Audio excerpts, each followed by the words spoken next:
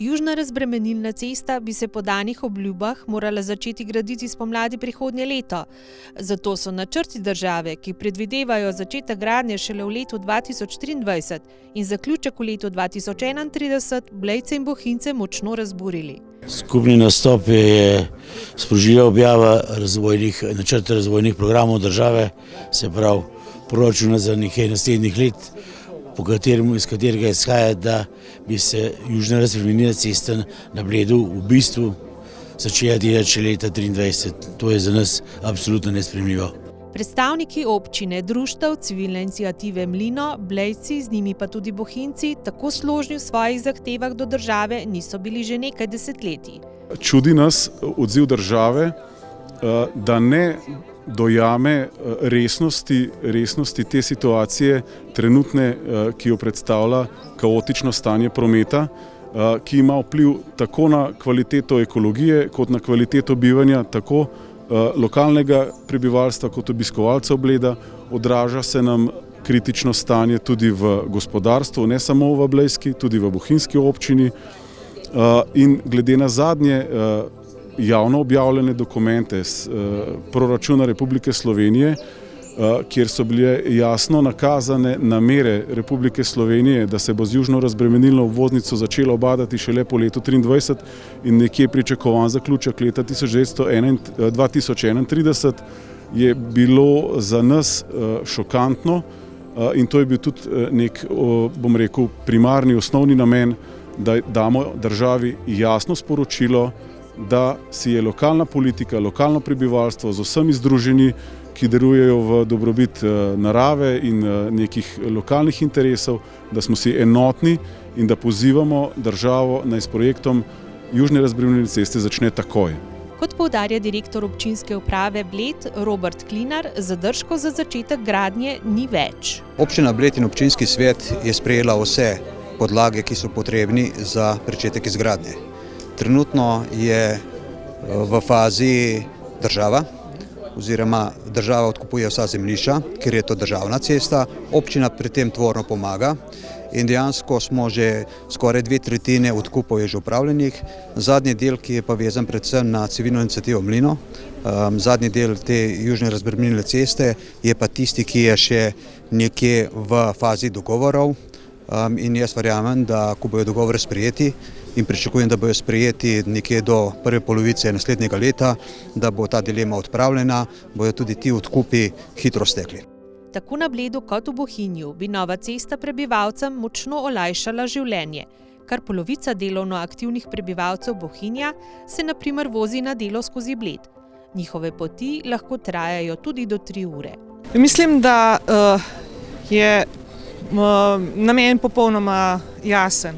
Vsi skupaj smo v alpski regiji, vsi skupaj smo nekako rezultiramo kot neka lepa podoba Slovenije na zunaj, na turističnem področju in tako prebivalci občin, občani kot turisti, ki hodijo v te kraje, ne dobijo tega ravno zaradi te prometne povezave.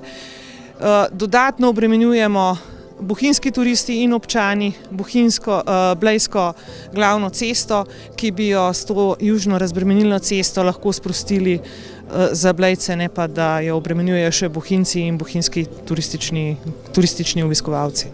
Skupnemu apelu, ki ga Blejci in Bohinjci naslavljajo na državo, se pridružuje tudi civilna iniciativa Mlino. Popolnoma nesprejemljivo.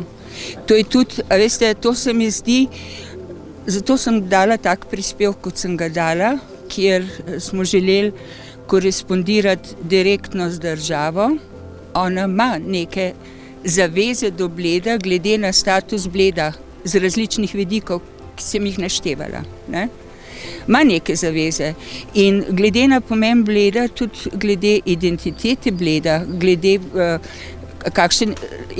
kakšen je pomen Bleda v kontekstu identitete Slovenije, ne? Tudi širše. Bi moral imeti Bled zdaj po tolikih letih absolutno prioriteto, ker je stanje na Bledu, ki izhaja iz prometne situacije, postalo nevzdržno. ne samo za obiskovalce, za turiste, ampak je postalo nevzdržno tudi za nas občane. Nerazumljivo je ljudem, tudi obiskovalcem, tako, ki se vedno znova vračajo, ne, in vsakokrat naletijo na slabšo situacijo. Njim je to nerazumljivo, kako je to možno. Tak biser v svetovnem merilu. Pa ničesar se ne spremeni, država ničesar ne. Tujci pravijo, jaz sem veliko prijateljev v tujini, ker sem tudi sama živela v tujini, mi pravijo, lepo te prosim, se sama veš, pri nas bi se to čez noč spremenilo. Glejte, mi pa že, lokacijski načrt je bil sprejet 2002, mi danes moledujemo. Glejte, mi še danes moledujemo za nekaj, kar bi morala država narediti.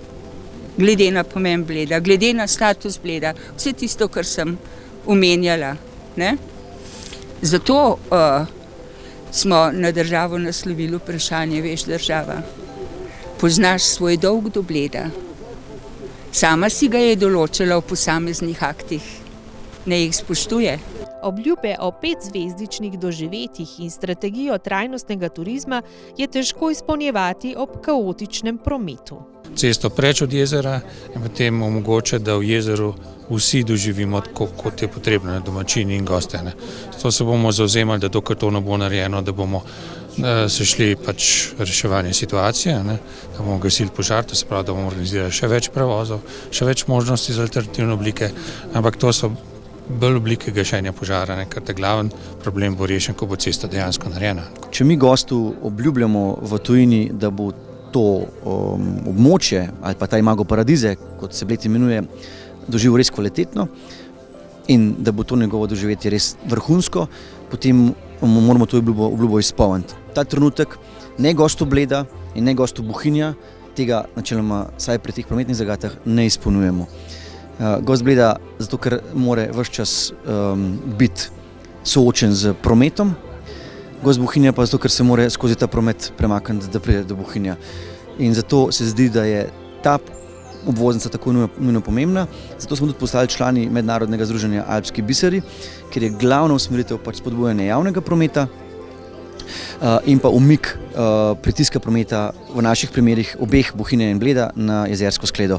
S tem bosta ta dva bisera, ne, kot radi rečemo, slovenskega turizma in nenazadnje bisera tudi za lokalno prebivalstvo res postala takšna, ki se jih splača in jih velja obiskati. Tukaj je ta potreba res izražena že ne leta, ampak desetletja, ne, in vidimo, kaj se nam dogaja. Lokalne skupnosti v obeh primerih Bohinja in Bleda so v popolni pripravljenosti in naredile vse potrebne torej opravile svoje naloge, ki so jih pač lahko, od planov do te jasne vizije in usmeritve, do strategije, do raznih dokumentov, in več kot toliko ta trenutek res ne morejo sami narediti. In je to res začudujoče, no, da pač tukaj resnično ne postane to neka prioriteta tudi na državnem nivoju, a ne, sploh ker se na področju turizma tudi država sama po sebi predstavlja kot zelena, aktivna, kot na nek način vodilna destinacija trajnostnega turizma, in trajnostni promet, za katerega osebno menim, da premalo pozornosti polagamo tudi v turizmu, nasplošno je ena izmed pomembnih delov gradnje turistične ponudbe. Odločen skupni nastop Blejcev in Bohinjcev je že sprožil prvi odziv strani države. Moram reči, da je bil odziv že danes in da se v naslednjih 14 dneh dobimo in mislim, da bomo imeli zelo malo boljše novice.